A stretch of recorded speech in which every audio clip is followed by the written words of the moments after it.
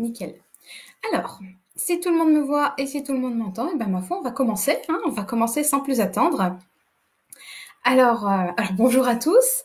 Alors, pour ceux qui nous rejoignent et qui me voient pour la première fois, moi, je suis Roxane Dambre, je suis romancière, hein, vous voyez ça, ce sont les romans qui sont de ce côté-là au-dessus de ma tête.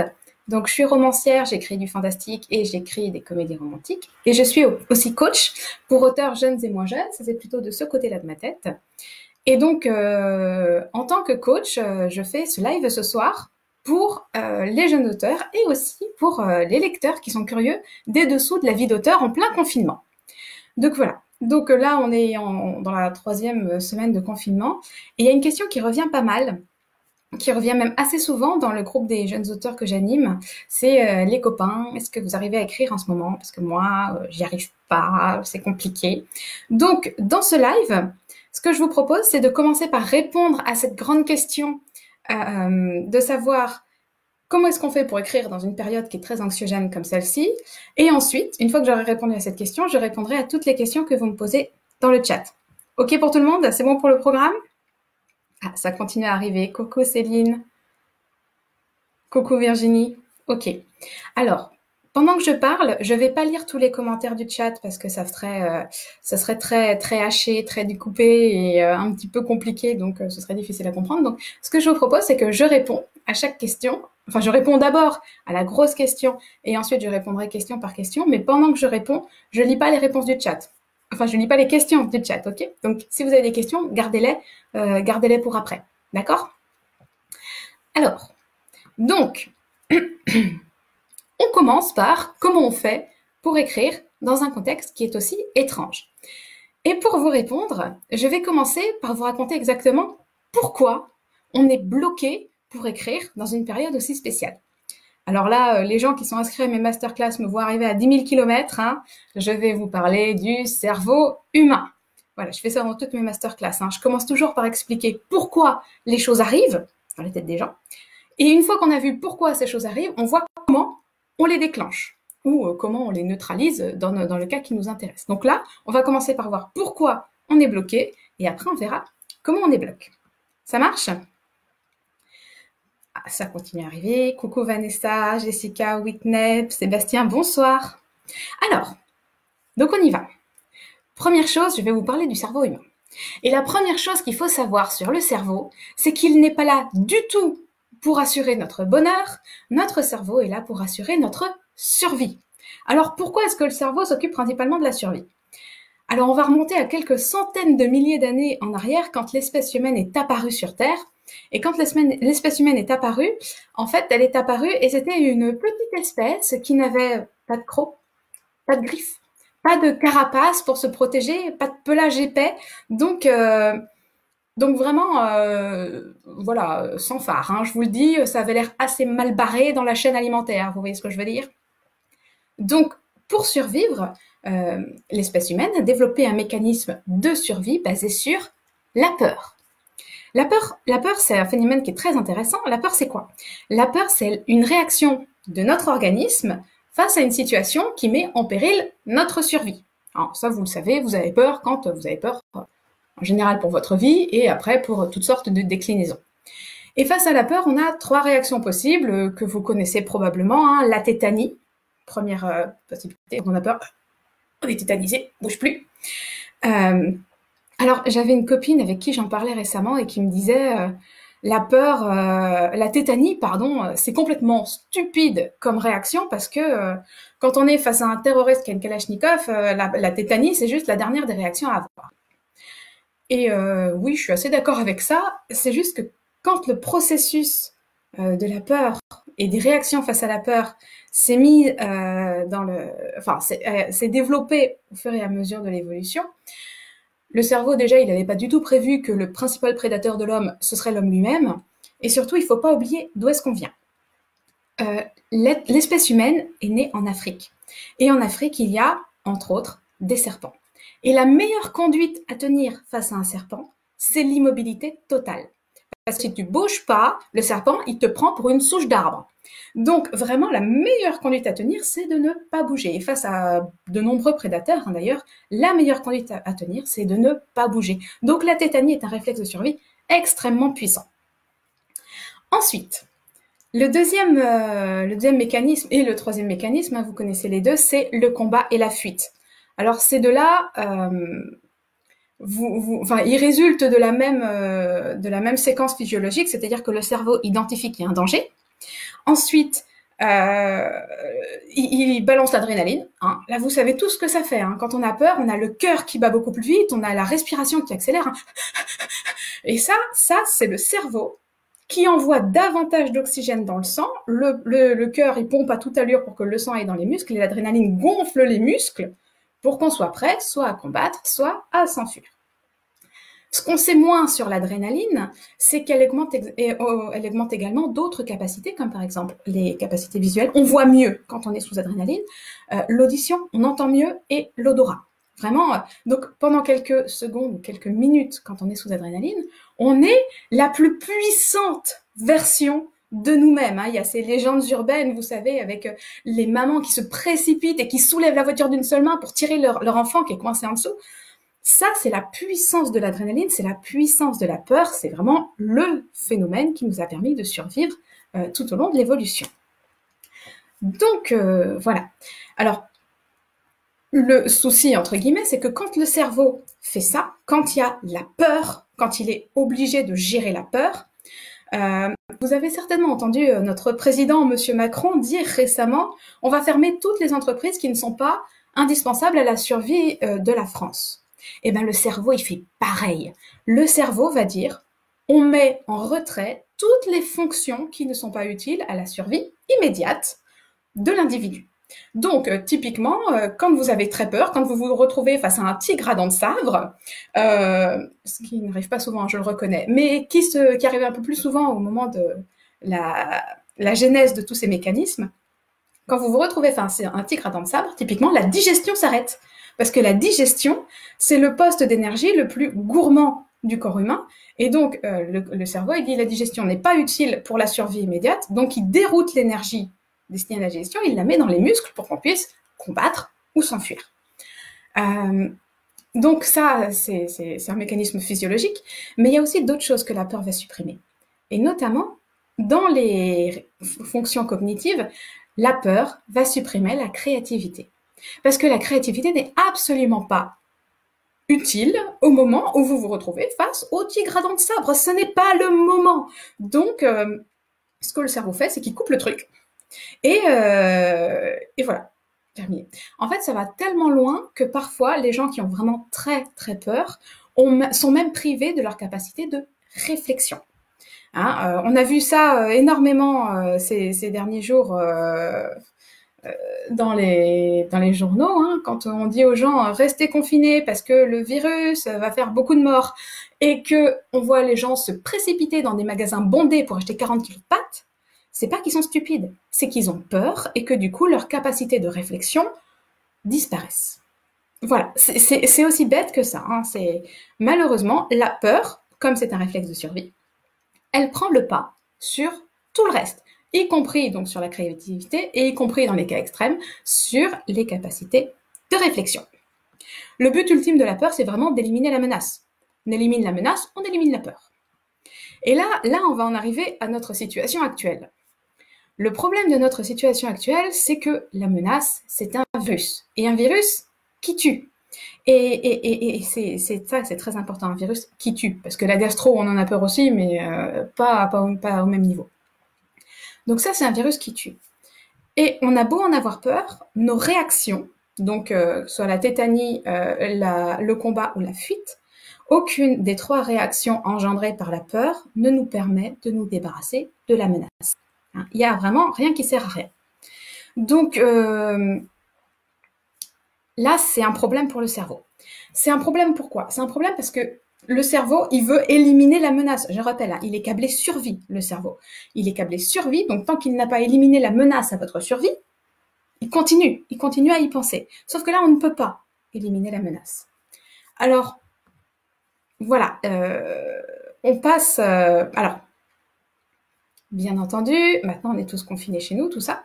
Ce qui va se passer à ce moment-là, c'est que la peur aiguë va se dissiper petit à petit et devenir une peur chronique. La peur chronique porte le nom stress. Le stress, c'est de la peur chronique. Et ça met en place exactement les mêmes réactions physiologiques. Quand vous êtes très stressé, vous avez le cœur qui bat à fond, machin, tout ça. Et quand vous êtes très stressé, je pense que vous connaissez tous ce phénomène. Quand vous êtes stressé, eh ben, vous ne pensez qu'à l'objet de votre stress. Même si c'est une réunion importante qui a lieu le lendemain, vous n'en dormez pas de la nuit parce que votre cerveau considère que c'est une menace, donc il ne va penser qu'à ça. Voilà. Le problème, c'est que c'est fatigant à la longue et puis on a un peu d'autres choses à faire, hein. Notamment quand on est écrivain, on a des choses à écrire, sauf que la créativité, elle est complètement reléguée au second plan. Donc ça c'est un peu un souci. Alors, évidemment, toute l'adrénaline qu'on a ressentie au moment de la peur aiguë s'estompe. Hein. Le cerveau ne peut pas maintenir un organisme en état de peur aiguë pendant trop longtemps, parce que sinon, déjà, on meurt et on n'a pas besoin de virus pour ça. Hein. Le cœur humain, en temps normal, il bat entre 60 et 95 pulsations par minute. Ça dépend des gens. En état de peur, le cœur peut battre jusqu'à 180 pulsations par minute et même au-delà. Et ça, si ça se prolonge, c'est très dangereux pour le corps humain. Hein. Si ça dure 24 heures, on meurt. On meurt d'une crise cardiaque. Donc, très vite, le cerveau, même s'il n'a pas réussi à éliminer la menace, fait baisser le taux d'adrénaline. En revanche, garde le cortisol. Le cortisol, c'est l'hormone du stress par excellence. Le cortisol, il est là pour soutenir l'action de l'adrénaline, puisque le cortisol va taper dans les réserves de sucre de l'organisme, de façon à libérer le sucre pour que les muscles, le cœur et le cerveau aient de quoi survivre pendant que soit on se bat, soit on se barre. Voilà, hein, concrètement. Donc, nous revenons à notre situation. Nous ne pouvons pas supprimer la menace avec notre peur. Donc là, on pourrait se dire, dis cerveau, t'es gentil, mais c'est bon là, c'est pas la peine d'avoir peur, ça ne change rien. Ça ne fonctionne pas comme ça. Le cerveau, une fois qu'il a peur, et en plus, les médias entretiennent la peur. Hein, je veux dire, vous allumez la télé, vous avez le décompte des morts tous les soirs, dans tous les pays du monde. Enfin, c'est très très anxiogène. Hein. Les réseaux sociaux, c'est pas mieux. Hein. Quand on va sur Facebook, le nombre de posts qui sont anxiogènes. Et alors, en plus, tout le monde décrit son confinement. Alors, voilà, c'est horrible. Je suis avec mes 4 enfants, je pète les plombs, c'est l'enfer, machin. Voilà. Donc le cerveau, on aimerait bien, comme dit Magali, on aimerait bien qu'il se détende de temps en temps. Sauf que le cerveau, il sait pas faire. Il sait pas faire tout seul. Il va falloir l'aider. Donc là, on est dans une situation de stress un peu particulier, dont le but est la survie, et du coup, notre créativité, qui n'est pas nécessaire à la survie, passe en second plan. Alors là, il y a peut-être des écrivains maudits parmi vous qui vont me dire « Non, Roxane, ma créativité est nécessaire à ma survie ». On va être pratico-pratique. Pour survivre, on a besoin de respirer, de boire, de manger et accessoirement de fuir le tigre à dents de sabre. Mais c'est tout, c'est tout. Continuer à écrire les amours tourmentés de Brandon et Linda, concrètement, c'est très secondaire pour la survie. Donc la survie, c'est vraiment le dernier truc qui revient. Donc maintenant qu'on s'est dit tout ça, ce qui est important de comprendre, c'est que si aujourd'hui vous êtes bloqué dans votre écriture, c'est juste parce que votre cerveau est occupé à gérer des informations qui font peur. C'est pas de votre faute, c'est pas volontaire, c'est un réflexe de survie qui vient de très très très loin. C'est ok pour tout le monde ça? Parce que maintenant qu'on a vu pourquoi on est bloqué, on va aller voir comment on fait pour débloquer. Ok? Alors, j'attends 2 secondes de voir vos commentaires parce que j'ai un décalage avec vous. Le moment où vous écrivez vos commentaires n'est pas le moment où je les vois que plus tard. Donc, dites-moi, est-ce que j'ai perdu tout le monde? Alors, j'ai Carole qui rigole. Ok, super, ça a l'air pas mal. Dormir, ça aide aussi. Oui, absolument, je suis d'accord. Même pas peur. Ok. Alors, j'attends encore une seconde pour être sûre que j'ai largué personne. Everything is clear, dit Virginie. Vous avez vu, je l'ai dit avec l'accent. On chante à tutelle. Oui, toujours là. Parfait. Tout ça? Ok. Alors, oui, Vanessa, tu as raison. Encore faut-il réussir à bien dormir. Et c'est tout le problème, parce que quand le cerveau est en mode survie, Son but, c'est de vous faire échapper à une menace dont il a l'impression qu'elle est imminente. Donc, il va pas vous laisser dormir. Il va pas vous laisser dormir parce que vous pourriez mourir attaqué par le virus pendant la nuit.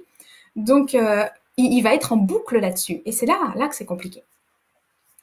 Ok, toujours présente, super clair, très intéressant. Ah, merci. Petite lobotomie. Oui, ça c'est malin, Tessa, une petite lobotomie. Ok. Alors, génial. Comment on fait pour débloquer? La première solution, qui est la plus simple, mais aussi la plus longue, c'est d'attendre. Parce que cette pandémie, elle va finir par passer. Elle va finir par passer. Elle va faire des morts. Mais elle va finir par passer, ça va finir par s'arrêter. Et si l'objet de la peur, si l'objet de la menace disparaît, la peur disparaît. Donc, une fois que la peur a disparu, tout se réenclenche naturellement dans le cerveau. Et là, il n'y a pas de problème. Il n'y a pas de souci. Ça repart tranquillement. La créativité revient de façon tout à fait naturelle. Bon, si vous êtes avec moi là en vidéo, c'est que a priori, vous n'avez pas du tout envie d'attendre la fin de la pandémie et la fin du confinement pour vous y remettre. Donc, on va aller voir une autre solution. L'autre solution, c'est d'aller inverser la chimie du cerveau avec un déclic. Alors là, beaucoup de mots dans cette phrase. La chimie du cerveau, donc comme je l'ai expliqué, actuellement, notre cerveau, au bout de 3 semaines de confinement, il est plus dans l'adrénaline, mais il est plutôt dans la cortisone, l'hormone du stress.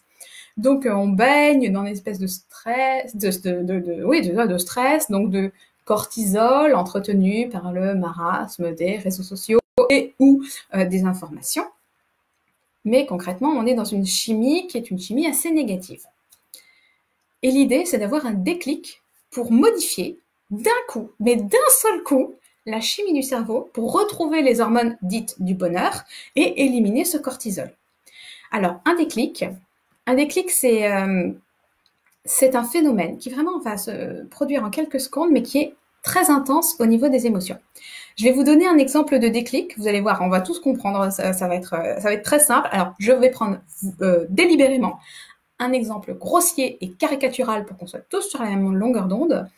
Et on va prendre un exemple du positif vers le négatif, parce qu'on comprend toujours mieux avec le négatif. Donc, l'exemple. Nous ne sommes pas du tout en confinement, on est une journée parfaitement normale, c'est le printemps, vous entendez les oiseaux dehors, vous êtes dans un job que vous adorez, vos collègues chéris sont là, votre patron est plutôt de bonne humeur, vous passez vraiment une bonne journée. Et là, sur le coup de midi, votre maman vous appelle pour vous dire que votre papa vient de décéder. Donc là, je pense qu'on est d'accord. À partir de là, vous passez plutôt une sale journée, hein, alors que c'est toujours le printemps, vous entendez toujours les oiseaux qui chantent, vous avez toujours un boulot que vous adorez, votre patron est toujours de bonne humeur et vos collègues, vous les aimez toujours. En fait, ce qui s'est passé, c'est un déclic et un changement brutal de la chimie du cerveau qui est passé des hormones du bonheur aux hormones du stress et de la tristesse. La bonne nouvelle, c'est que ça fonctionne aussi dans l'autre sens.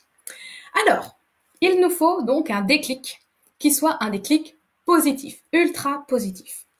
Le plus puissant des déclics positifs, c'est le rire.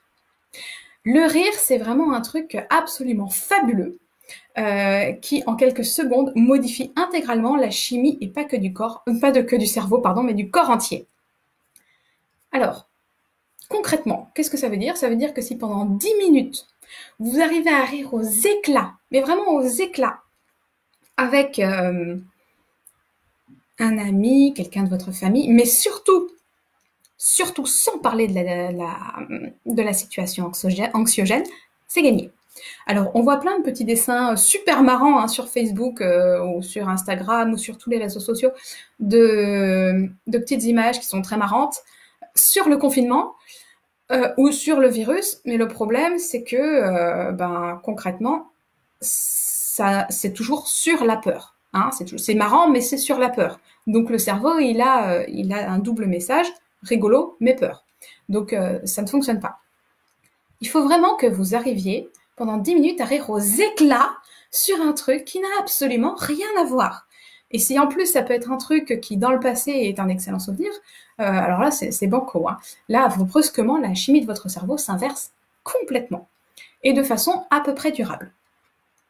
à condition de pas derrière allumer BFM TV et s'en faire pendant 3 heures, hein, parce que sinon là c'est cuit, hein, la chimie qui s'était inversée, elle se réinverse. Donc voilà. La première solution, c'est l'éclat de rire, mais voilà, pendant 10 minutes, si vous rigolez, vous allez voir que tout va se remettre en ordre dans votre tête, votre créativité va revenir, c'est vraiment... Ah bah, il y a Vanessa qui dit « La série Scorpi m'a permis de retrouver le sourire la semaine dernière. » Merci Vanessa, je suis vraiment ravie. Ça sert à ça. C'est exactement pour ça que je les ai écrits. Moi, j'ai regardé Moi, moche et méchant, j'ai bien rigolé aussi. Donc, ce qui est important vraiment, c'est d'arriver à décrocher de l'amorosité ambiante et de repartir sur des émotions positives. Alors, il faut bien voir que c'est pas forcément évident, hein. Trouver quelqu'un avec qui rire aux éclats pendant 10 minutes, là, maintenant, tout de suite, c'est chaud, hein. C'est vraiment chaud. Et du coup, je vais vous proposer des alternatives. Éteindre la télé 15 jours, c'est pas mal. Oui, tout à fait, Jessica, je suis d'accord. Alors, ouais, parce que quand on appelle quelqu'un, en ce moment, vous, je sais pas, mais moi, quand j'appelle quelqu'un, soit de ma famille, soit parmi mes amis, on parle de la maladie, de la maladie, de la maladie, éventuellement du confinement et de la maladie. Donc, voilà, c'est chaud. Donc, une autre solution pour faire un switch dans votre cerveau, c'est d'aller trouver quelque chose qui vous botte. Mais vraiment quelque chose qui vous enthousiasme, vraiment quelque chose qui va vous transporter. Et je vais vous donner tout de suite un exemple. Le mien, comment est-ce que moi comment j'ai fait le switch dans ma tête. Et c'était il y a 2 semaines. Joanne, que vous connaissez si vous avez vu les 2 lives précédents, Joanne m'a envoyé un message pour me dire « Hey Roxane, si on faisait un live Facebook toutes les deux pour continuer à parler à nos lectrices, même si on peut plus aller en salon. » Moi, j'étais un peu en ambiance... J'étais dans un bad trip pas terrible à ce moment-là. J'étais vraiment morose, pas bien. Et je lui dis oui, d'accord, si tu veux. Moi j'aime beaucoup Joanne, donc dès qu'elle propose des trucs, je suis toujours d'accord. Je dis d'accord, pas de problème, on se fait ça quand? Dans 3 semaines, 1 mois? Elle me répond non, ce week-end. Alors là, je vais vous dire, j'ai bugué. Là, j'ai fait quoi? Non mais attends, tu veux dire ce week-end, là, genre dans 4 jours? Et elle me dit oui. Ok, et ben là, je vais vous dire que ça a switché, hein. Là, j'avais jamais fait de live Facebook de ma vie, j'avais jamais fait de live tout court de ma vie. C'était juste un truc de malade. Moi, j'adore les nouveaux projets, c'est un truc qui me botte, j'adore faire des nouveaux trucs. Et je pensais pas qu'en étant confinée chez moi, je pourrais faire de nouveaux trucs. Et là, en fait, si. Ça a été d'un seul coup, ça m'a remis dans le truc. Il a fallu qu'en 4 jours, je prévienne tout le monde, qu'on fasse des visuels, qu'on se mette d'accord sur les questions, qu'on fasse le tri dans toutes les questions qui nous avaient été posées, qu'on se mette au point avec la technique, parce que la technique, c'est comme une grosse part du live. Je vais vous dire que pendant 4 jours, j'ai pas chômé. Et au bout de 4 jours, on a fait ce fameux live et j'étais plus la même personne, hein. Avant les 4 jours et après les 4 jours, je n'étais plus la même personne. Donc, je vous invite à trouver des choses qui vous bottent. Si vous aviez envie de vous mettre à apprendre une langue, c'est le moment de commencer. Si vous aviez envie, si vous êtes musicien, que vous avez envie de déchiffrer une nouvelle partition, c'est le moment. Si vous avez envie de vous mettre à apprendre, je sais pas, l'astrophysique parce que vous avez trop flashé sur Sixtine, c'est le moment. Faites un truc qui vous botte et vous allez voir, parce que la curiosité, c'est quand même un truc qui est très puissant dans le cerveau humain et c'est quelque chose qui est capable de surpasser le cortisol et l'hormone du stress quand c'est un stress chronique comme le nôtre. Donc, on a assuré, merci. Pour tes premiers lives, tu t'es débrouillée comme une chef. Merci, c'est super gentil. C'était chaud, hein. Au sens propre comme au sens figuré. Et donc voilà, vraiment, n'hésitez pas. Si vous voulez apprendre des trucs, c'est le moment d'apprendre ces trucs. Vous allez voir comme votre cerveau d'un coup va switcher et comme les choses vont revenir. Parmi mes masterclass, j'en ai une qui s'appelle Insuffle l'émotion. Alors, le principe des masterclass, c'est exactement comme ce que je vous ai fait là, hein. C'est-à-dire que je commence par expliquer comment ça se passe dans la tête des gens. Donc, dans Insuffle l'émotion, je vous explique pourquoi les gens ressentent des émotions et derrière, je vous explique, une fois que vous avez compris pourquoi ils ressentent des émotions, comment on va chatouiller le mécanisme qui fait que les gens ressentent ces émotions. Donc, si vous avez l'occasion de suivre des masterclass ou de faire des choses comme ça, allez-y. Parce qu'en plus, dans cette masterclass, il y a vraiment une technique à appliquer direct. Et en général, quand on apprend une technique, Quand il y a quelque chose qui nous vient comme ça, on a envie d'essayer. Et quand on a envie d'essayer, quand l'envie revient, alors la créativité revient au grand galop. Donc voilà, ça c'est vraiment quelque chose que je vous invite à tenter. Tenter l'aventure. C'est le moment de tenter les trucs fous. Plus vous ferez un truc que vous n'avez pas l'habitude de faire, plus votre cerveau sera surpris, plus vous allez pouvoir le feinter pour supprimer tout le stress. Enfin, vous n'allez pas le supprimer complètement, hein, il y aura toujours une part de stress, mais c'est vraiment quelque chose qui va fonctionner, c'est garanti à 200%. Donc voilà, c'est ça ma réponse à cette grande question. Comment on fait pour continuer à écrire, pour reprendre l'écriture dans cette période où on se sent bloqué? La réponse est la suivante. Faites des choses nouvelles. Tentez des trucs fous. Vous allez voir, votre cerveau va revenir en mode curieux et donc en mode créatif. Voilà pour cette question. Alors, je vais jeter un œil à vos commentaires et pendant ce temps-là, je vous invite à me poser vos questions. C'est le moment. Lily, c'est tellement vrai, j'ai coupé tous les réseaux et télé pendant 10 jours, je me suis remise dans ma formation à fond et derrière j'ai redonné les coups, mais baboum, je me sens super bien, limite j'aurais pas assez de confinement pour faire tout ce que j'avais prévu. C'est exactement ça Lily, tu as parfaitement raison, c'est ça.